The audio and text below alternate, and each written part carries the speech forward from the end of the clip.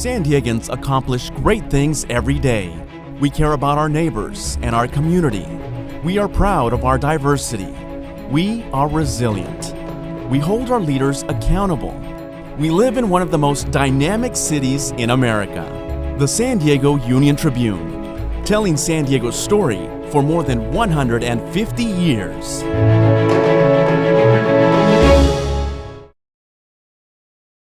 Hello, I'm Dr. Gail F. Baker, Vice President and Provost at the University of San Diego.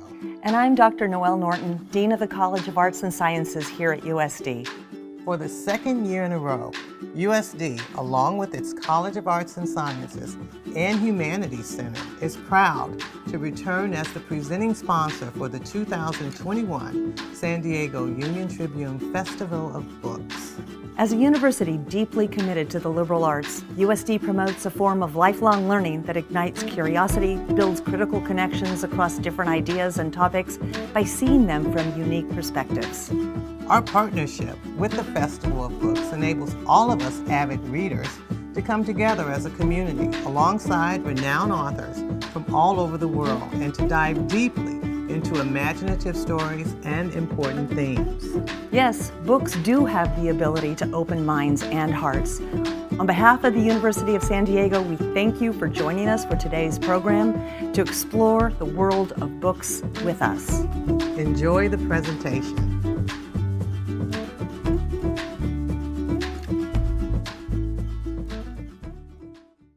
When your doctor recommends starting your day with fiber, we're going to assume they're talking about internet. Alexis, turn on the lamp. Okay, let there be light. Actually, it's a little warm in here. Can you turn on the AC? You got it. Motion has been detected at your front door. I bet that's my package. It's, arrived. No matter how much stuff you have, it all works better on Ting Internet. Hi, welcome everybody to the 5th Annual San Diego Festival of Books. This year's Festival of Books features a wide range of virtual programs available for book lovers of all ages to enjoy. I'm Christina Wainwright, the manager of the Pacific Beach branch of the San Diego Public Library, and our panel's focus today is romance. And it is my pleasure to welcome two best-selling romance authors. Alisha Rai pens award-winning contemporary romances, and her novels have been named Best Books of the Year by The Washington Post, NPR, Amazon, Entertainment Weekly, Kirkus, and Cosmopolitan magazine. When she's not writing, Alisha is traveling or tweeting. To find out more about her books or to sign up for her newsletter, visit www.alisharai.com. Jasmine Guillory is the New York Times bestselling author of The Wedding Date, The Proposal, The Wedding Party, Royal Holiday, and Party of Two. Her work has appeared in Cosmopolitan, Real Simple, Shondaland.com, and the Oprah magazine. She lives in Oakland, California. Thank you both for being here. I want to say before we start, I love both of your books. I'd read some before these latest ones also for the panel, and I just really am honored to get to speak with you both today about your contributions to the romance genre. So thank you. To get us started, could you each just tell our readers a bit about your latest book? How about Alisha? Can you start? Sure. So my latest book is First Comes Like. It is the third book in my Modern Love series, and it is about an influencer who has been getting some flirty messages from the verified account of this very famous Bollywood actor, and she kind of falls for him a little bit. And when he comes to America to start his crossover career to Hollywood, he starts getting a little cagey about meeting up, so she decides to just grab the bull by its horns, and she goes and meets him, and he has no idea who she is. So she's been catfished by somebody else very cleverly. And of course, he kind of eyes her, decides he likes what he sees. She likes what she sees, nonetheless. And unfortunately, a paparazzi catches them together. And so they decide, we'll just do some light fake dating, and nothing will ever come of it, because nothing ever comes of that. And something comes of it. And so the book is what comes of it. Excellent. Well, I suspect that first is going to come liking, right? Yes, as it should. As it should. Well, Jasmine, what can you tell us about your latest book? So While We Were Dating is about Ben and Anna. Ben is an advertising executive. Anna is a movie star, and she is in the big ad campaign that Ben is in charge of. And they have a very flirty relationship at first, but both of them know that they can't let it go anywhere. And then it does. And then they know that they can't keep letting it go anywhere. And then somehow it keeps going somewhere, and the book is about what happens. So weird how that just happens. It just happens, yeah. Well, speaking of how things kind of build and happen over time, I was wanting to talk a bit about series books. Alisha, you have brought back, you've said this is the third book in the Modern Love series. I was wondering if you could tell us if there are more Modern Love books on the horizon. And also, is there a particular theme that you've been trying to address through the series? Sure. Yeah, there is. So the three books all deal with a trio of roommates, and they're all somewhat involved in the tech industry. So the first book, The Right Swipe, the heroine was a dating app entrepreneur. So she created a dating app.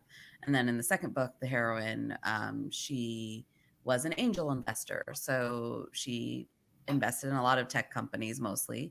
And then in this third book, of course, the heroine is an influencer, which is actually very enmeshed in the tech industry. Not a lot of people realize. They're like, oh, just taking pretty pictures. But no, they're actually, deeply, deeply involved in what's going on in the advances in tech and how it affects them. So very smart people. So that was sort of what the original idea was based around. I'm glad I could because sometimes you have an idea for a series and it doesn't always end up being what you envisioned in the beginning. So I'm glad I could kind of carry this through to the end. It was great. And unfortunately, right now, there are no more books in the Modern Love series contracted. I know there's some favorite characters that people want to see again, and hopefully I can go back and, look at them again because I've been getting requests. But this is the last book in this series for now. And my next series will be something a little bit different. Excellent. Well, I'm sorry to hear there's not going to be more of the Modern Love series, but I am really looking forward to reading where you do next. Excellent.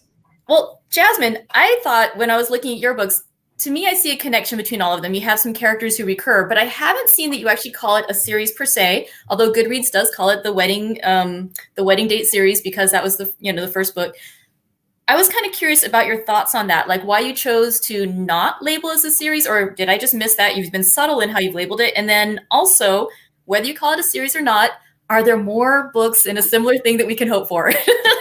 No, you're correct. I'm glad that you picked up on that. I mean, I feel like I've sort of lost that battle, but like Amazon and Goodreads both call all 6 of the books like part of the wedding date series, which I don't really think of them in that way.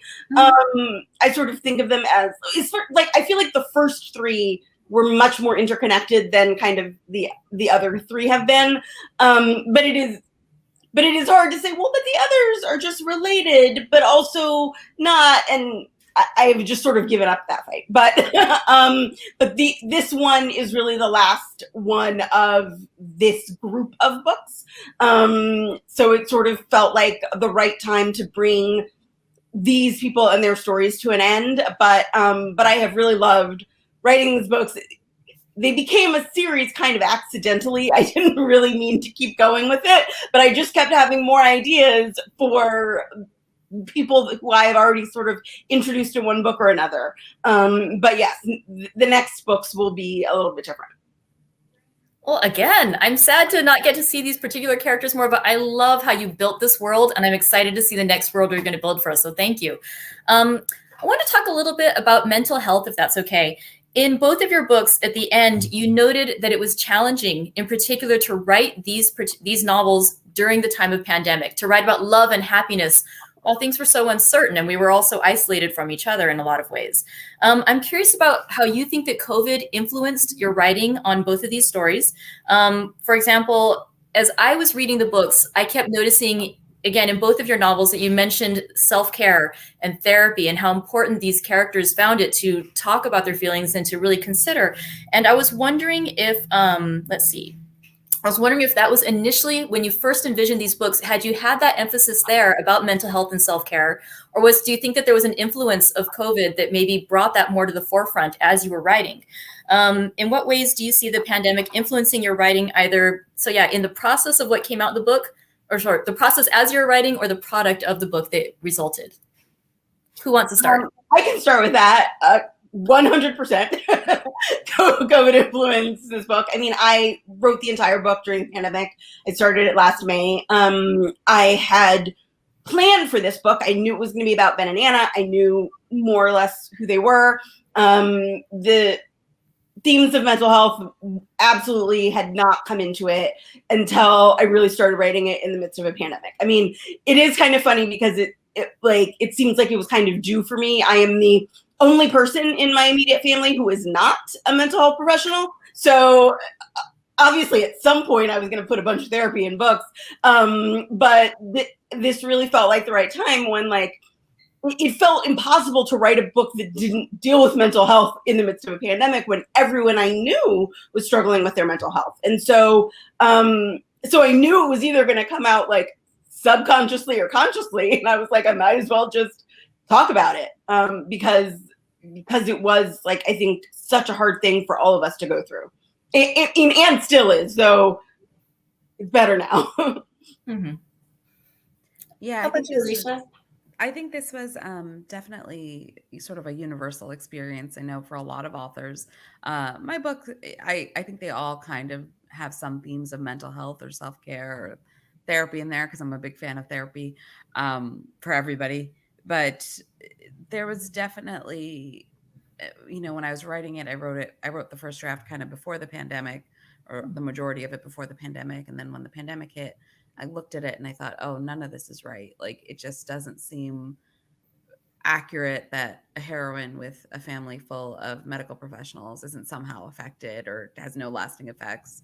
And reading it just felt really wrong. So I did go back and I did kind of try to layer in. I thought, I didn't know what the world was going to look like in February when it came out, but I thought there's no way none of us are going to be unaffected by this in some way. So I kind of layered in more of the psychological, I think, realism of what we were all going through and the trauma that we were going through and what it might be like when we come out of it. And I kind of had to guess on that part because I wrote it last year.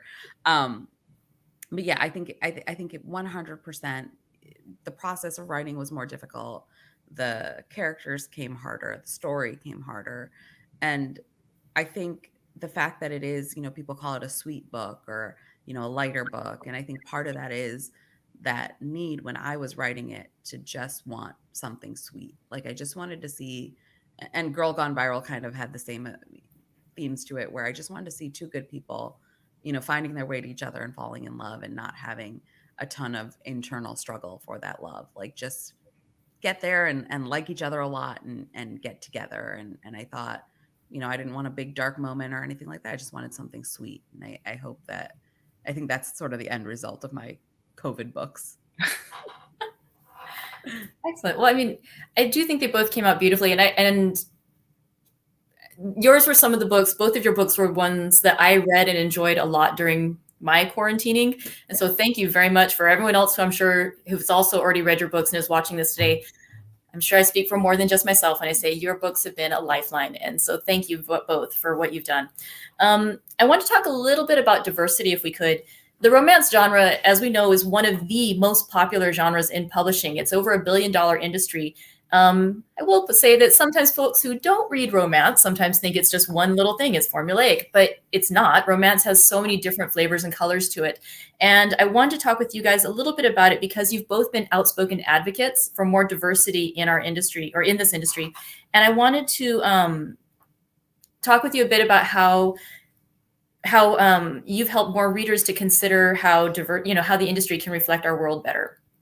And let's start with Alisha. Your Modern Love series features a cast of characters that you have described in interviews as being casually diverse. That it's not like a deliberate, let's put in a person who looks like this and a person looks like that.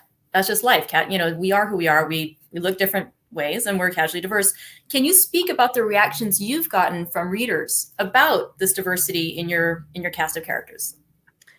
So I will say I'm not really the one who described, but I've heard it described that way. Sorry. As casually, no, it's okay. As casually diverse, and I always thought that was so interesting because I think in real life we are casually diverse. I don't think we sit there and go, well, what is I wake up in the morning, I'm like, okay, well, what is my intention of being brown right now? Like I wake up, I brush my teeth, get my coffee, like it is just part of me, and it is baked into me in a lot of ways, and it affects how I see the world for sure.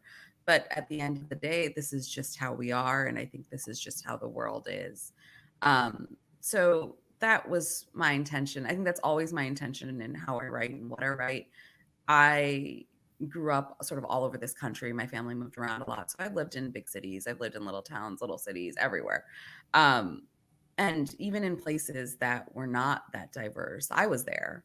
I had friends who were there. We were there even if we weren't that visible or we weren't that prominent. That's the real life that I know. So even if I'm writing a small town romance, I mean, I'm going to reflect the small town as I saw it. I've been in small towns. I've lived in them. And that's my reality. And I think there's nothing worse, when you're writing contemporary romance, which does have world building in it, because we do have to reflect the world as we see it, to fail on that front. And to say this is not the world, because I've dropped multiple books because I say this isn't the world, that I know, and so I can't read it anymore. So it's a world building aspect, it's a craft aspect, it's a visual aspect in a lot of ways. So yeah, it's just how it is. It's just my life. And do you get feedback from your readers generally positive? I'm guessing because it is our world, right, that we live in. For sure. I mean, sometimes, I think we all get wild messages or emails. I'm sure Jasmine can attest to that. And sometimes, it's people who are mad or unhappy or, just want to vent their frustrations on me. But by and large, yes. I mean, there is nothing better than getting a message saying, like, I've never seen this in a book. Thank you for putting it in a book. It was meaningful, because I know I've read romance since I was 12 years old, how meaningful it would have been for me to see somebody who looked like me on a shelf, or for me to see other people. Like, it was so meaningful the first time I found romance novels, when I was like in college, because I didn't even see them before that had people who looked, if not like me, but were different in some way that I could relate to. True. Jasmine, I kind of wanted to nuance your question a little bit, if that's okay. Or did you want to address the same question too? Yeah, go for it. Okay, so I wanted to ask you about, you wrote an article last year for Time Magazine, and I only read the article recently, but part of the reason I found your guys' books was because I'm on a librarian, listserv kind of thing, and there was this wonderful piece about how important it is to read more authors of color and to read a fuller picture of, the world we live in. And I wonder if you could talk a bit more about that, because I thought that the piece that you wrote about how important it is, if we're going to have a more anti-racist society, to read not just the serious nonfiction books, but also to celebrate the joys in Black fiction and other authors of color. Could you speak a little bit to that? Yeah, absolutely. I mean, I think, it's so, like, Alisha talks about, like, not seeing yourself in things like romance, right? Because, like, I would see, in the news, they would talk about people like me, but only when bad things would happen. And like, I never got to read, like, I grew up as a huge reader. I read all sorts of books about, like, little girls going off and having adventures in big cities. And I loved all those books, but none of those little girls looked like me. None of the people who got to have fun looked like me. None of the people who, like, had, fun romances with the cute teen in their high school or whatever looked like me. It was always, the story about the girl going up through slavery. And, like, I was a history major. I like reading those books, but that's not the whole picture of the life of Black people in America. There is a lot of joy in being a Black woman in America. And I want my books to reflect that joy. And I want to read books that do too, and I've, like Alisha said, I've heard from so many readers, like, oh, your books are the first time I've seen myself in a book, or like seen a story like mine, seen a romance like the one that I have with my boyfriend, my husband, whatever.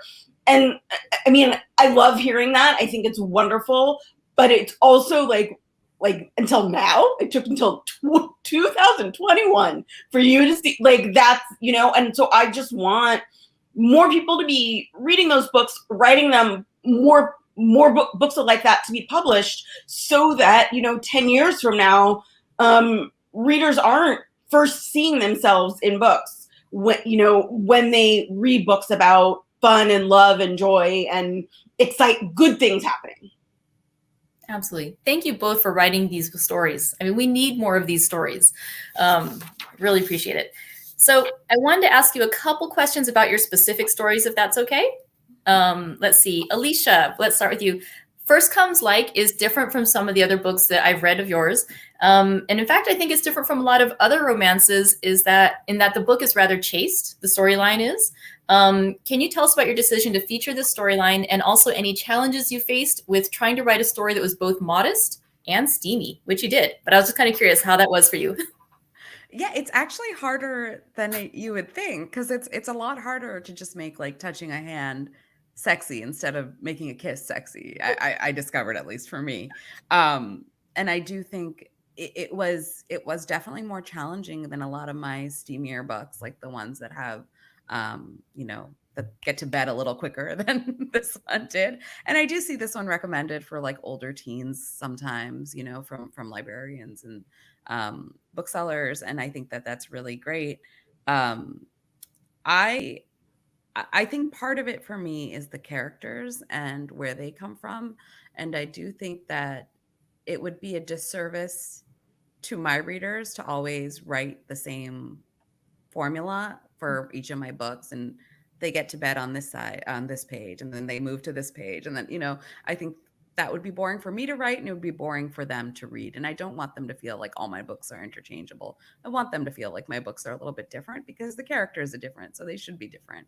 So when I was writing this, you know, I kind of thought about it long and hard, and I was like, well, this is where kind of the characters are leading me. This is, of course, I create the characters, but this is the characters I created, and this is where they're going to go, and this is how it's going to be. And so I wrote the book tailored to them instead of tailored to whatever formula I have in my head for how to write a book.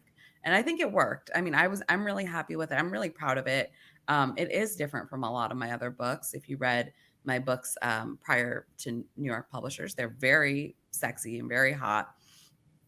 The Forbidden Heart series is pretty steamy. Modern Love's a little bit lighter, but it still, you know, has a good amount of heat. And this one is a little chaste until, you know, they go through a courtship and then they get married. And then, you know, like, so it is a more slower progression in terms of physical stuff, but much harder. I would 100%, it would 100% be easier to do sexual tension if there was actual sex. Sometimes. To write it, at least. I thought that was one of the really nice things about the book, though, because you did maintain that tension, and, you know, the feelings were really emphasized because there wasn't the physical happening, and it was actually really well done. I liked it a lot. Thank you. Thanks. I worked hard at it.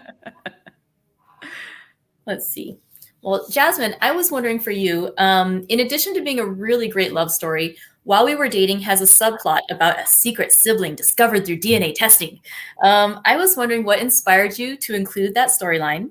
And also, since Ben and Theo disagreed about whether DNA testing is a wise decision to do, which camp are you in? Are you a Ben or a Theo on that question? I am Theo on that question. And it was very easy. I mean, Theo is like sort of the conservative older brother, and I am in many ways the conservative older sister. So it's much easier for like me to be the Theo on that. You know, I think part of what inspired that is like, in thinking about Ben early in the book, I knew that his family was really important to him. Like, I think Ben is the kind of person who, you know, seems just sort of like a kind of playboy type. But at heart, like, he loves his family. He loves his mom. He's very close to his brother. Even though he sort of like pretends he doesn't care, he really does. And so I kind of wanted to see what would happen if something kind of threw a wrench in that a little bit. Like what family really meant to him, like what that notion of family was. And so that was sort of fun for me to explore, both in his, like, to see how he would work with that. Because it took me a little while to figure out, you know, how and when he would talk to his brother about it, and how and when he would talk to the rest of his family. And and what his feelings would be about like opening up his heart to different people. And so that was really fun for me to explore. I think part of the reason I had the idea is that I've known like a number of people who have had a similar experience like that in recent years. And so that kind of gave me the spark of the idea as I was kind of brainstorming this book and Ben's character and really who he was. Wait, they've actually found family? Oh yeah. Oh, I've known lots of people. Yeah. I know a lot of people too. Yeah. Okay. I feel so boring right now. Let's see. So another question for Alisha. In First Comes Like, Gia, your heroine, and am I pronouncing that right, Gia? Yeah. Okay. Gia expresses that she's worried that other people see her as too flighty or too impulsive, or she just sums it up as just being too much. You actually dedicated your book to all of the girls who are too much. I was wondering if you could just speak for a little bit about what too much means for you and what you'd like it to mean for your readers. Yes. So I was always described as too much. I know a lot of women have been, and it's always very vague what that means. And I think in general, it's just somebody who's a little unpredictable, and maybe the word is extra, just like a little flamboyant, maybe, or a little personality's a little bigger than usual, and laughs too loud, talks too much, talks too loud, whatever it might be. I mean, I used to get made fun of for my laugh when I was younger. I used to get made fun of for the way I talked, or like my exuberance, or when I got excited about something. And for years I kind of tamped that down. I learned how to speak differently. I learned how to speak lower. I learned how to laugh a little less, or a little less loud. And when I was excited about something, I would kind of like, okay, don't get too excited. Like, don't show it too much, put it back in. And over the years, I just stopped caring as much, and I just started letting it out more and more. And I stopped worrying about if I was too much for somebody to handle. And I realized that it's more important to find people who can handle it than to fix myself so I can fit in for somebody else to handle. Mm-hmm.